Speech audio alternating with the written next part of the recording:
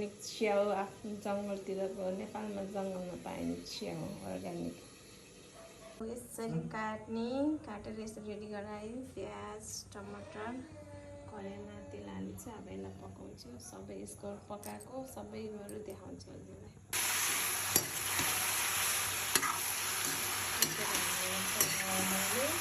अब के गर्ने कुकरमा अरू गर्न आउँदैन कि लगाइबस्यो कि खाना पकाएको रहेछु कहिले मासुको कहिले च्याउको कहिले केको होइन। यो च्याउको नाम सल्ले च्याउ है। यस्तै पानी निस्किन्छ है यो च्याउमा, यस्तै पानी निस्किन्छ। यो च्याउमा मात्र होइन प्रायः जस्तो च्याउहरूमा चाहिँ जङ्गल च्याउहरूमा चाहिँ पानी निस्किन्छ है हल्का।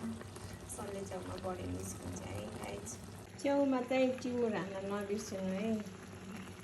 च्याउमा चाहिँ टिमुर हाल्न कहिले पनि नबिर्सनु है। यो टिमुर भनेको त्यो बिफ मार्ने हो क्या।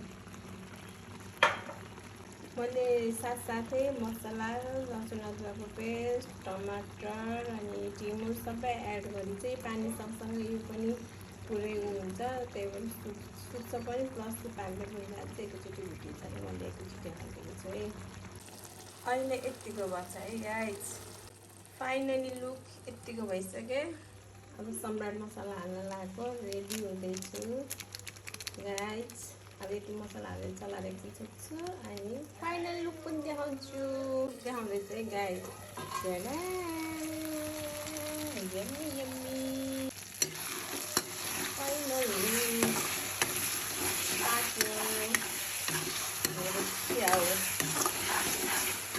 सब्जी पाक्यो गाइस।